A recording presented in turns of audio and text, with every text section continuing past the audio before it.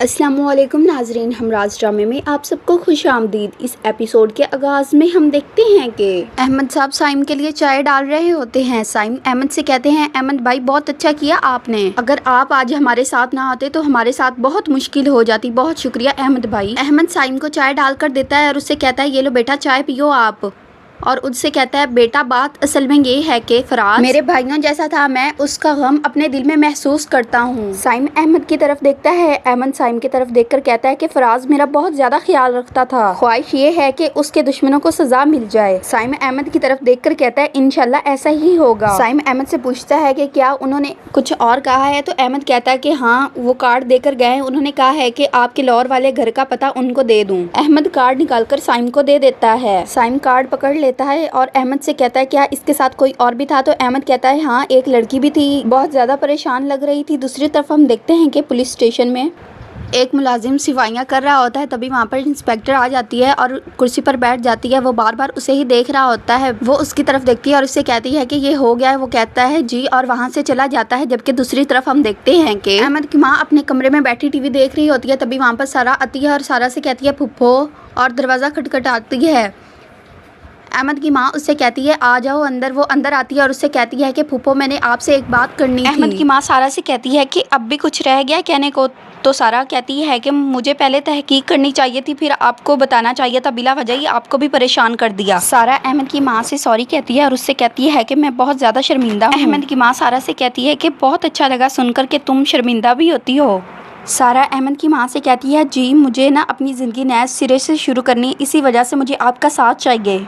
अहमद की माँ सारा की तरफ देखकर कहती है, बोलो क्या चाहती हो। तो सारा अहमद की माँ से कहती है कि अहमद की बर्थडे है, मैं चाह रही थी कि हम मिलकर कुछ सरप्राइज़ प्लान करें। अहमद की माँ सारा से कहती है, तुम मुझे ये कहो कि मैंने एक चीज़ प्लान की है अब तुम्हारे बेटे को दोबारा से बेवकूफ़ बनाने के लिए, और मुश्किल ये पड़ गई है कि तुम्हें मेरी ज़रूरत है। सारा अहमद की माँ से कहती है, ऐसी कोई बात नहीं है, बस आपसे एक रिक्वेस्ट करनी थी। अहमद की माँ सारा से कहती है, फरमाइए बीबी, आपकी क्या रिक्वेस्ट है। सारा अहमद की माँ से कहती है कि बस आप इस सरप्राइज़ के बारे में अहमद को ना बताइएगा। तो अहमद की माँ सारा से कहती है, सरप्राइज़ देख लेना, कहीं ज़्यादा ही सरप्राइज़ ना हो जाए। अहमद की माँ सारा से कहती है, एक्सक्यूज़ मी। तो सारा कहती है, ओ सॉरी, और वहाँ से चली जाती है थैंक यू कहकर। अहमद की माँ टीवी देखने लग जाती है। जबकि दूसरी तरफ हम देखते हैं कि सारा साबरा के साथ एक मॉल में आई होती है। साबरा कहती है कि आप मुझे बेगम यहाँ क्यों लेकर आई हैं, आपको पता है मैंने घर मशीन लगानी थी, कपड़े धोने थे, फिर कपड़े इस्त्री करने हैं, अगर बेगम को पता चला तो बहुत बुरा हो जाएगा। सारा कहती है कि साबरा कुछ नहीं होता, बस हमने अहमद के लिए कुछ चीज़ें खरीदनी है, फिर हम वापस चले जाएंगे। साबरा सारा से कहती है, फिर आप अहमद साहब को साथ लाती। तो सारा कहती है, चलो जी, उनको सरप्राइज़ देना था, उन्हीं को साथ लेकर आती। उसके बाद वो घर जाने लगती हैं। साबरा पीछे बैग रखती है। दूसरी तरफ से सारा दरवाज़ा खोलती है। जैसे भी खोलती है तो सामने खून लगा हुआ होता है, जिसे देखकर सारा बहुत डर जाती है। साबरा देखकर कहती है कि आपने गाड़ी लॉक नहीं की थी, इतना ज़्यादा खून कैसे है। साबरा सारा से कहती है कि भाभी आपको पता है ये मरी हुई बिल्ली बहुत ज़्यादा बुरा होता है। साबरा कहती है कि हम काम करते हैं, अहमद भाई को कॉल करते हैं और वो ही पुलिस वालों को बुलाकर पूछेंगे। तो सारा कहती है, किसी को बुलाने की कोई ज़रूरत नहीं है, तुम इस बिल्ली को निकालो और कहीं फेंक दो और हम चलते हैं यहाँ से। साबरा बिल्ली उठाती है और सारा के आगे कर देती है। सारा कहती है, ये क्या बदतमीज़ी है, फेंको इसको कहीं पर। तो साबरा कहती है, भाभी ये खिलौना है, बिल्ली भी नकली है और खून भी नकली है।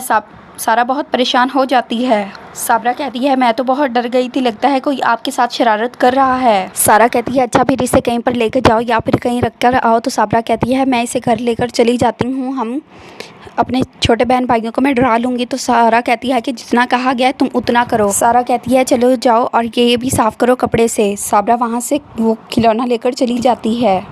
साबरा गाड़ी साफ़ करते हुए कहती है कि आप तो बहुत बहादुर हैं, मैं तो डर ही गई थी और बहुत ज़्यादा खौफ आ गया था। दूसरी तरफ हम देखते हैं कि रात के वक्त सारा तैयार हो रही होती है। तभी वहाँ पर अहमद आता है और सारा को देखने लग जाता है। अहमद सारा को देखते हुए कहता है, आज कोई ख़ास बात है। तो सारा अपना दुपट्टा ठीक करते हुए कहती है, बहुत ख़ास बात है। अहमद कहता है, अच्छा और फिर बताओ मुझे वो क्या ख़ास बात है। सारा कहती है, तुम हो ख़ास और हमारा ये रिश्ता बहुत ख़ास है। सारा अहमद से कहती है, अहमद जितने भी मेरे अंदर डर खौफ थे मैंने उन सब पर काबू पा लिया है। अहमद सारा की तरफ देखकर मुस्कुराता है। सारा अहमद की तरफ देखते हुए कहती है कि अब हमारे आने वाले दिन बिल्कुल वैसे ही होंगे जैसे हमने सोचे थे शादी के पहले। अहमद सारा को प्यार करते हुए कहता है कि मुझे बहुत यकीन था कि तुम अपने डर और खौफ पर काबू पा लोगी। सारा अहमद की तरफ देखते हुए कहती है कि बस तुम मेरे साथ हमेशा रहना। सारा अहमद से कहती है कि चलो आज हम बाहर चल रहे हैं खाना खाने के लिए, तुम बस जल्दी से तैयार हो जाओ।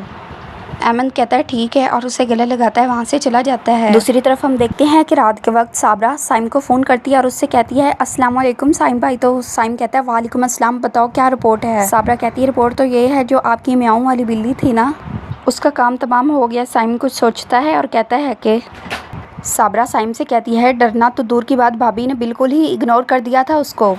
साइम कहता है अच्छा क्या मतलब है इसका। तो साबरा कहती है इसका मतलब ये है कि उन्हें यकीन हो गया है कि आप सिर्फ डराएंगे धमकाएंगे और करेंगे कुछ भी नहीं।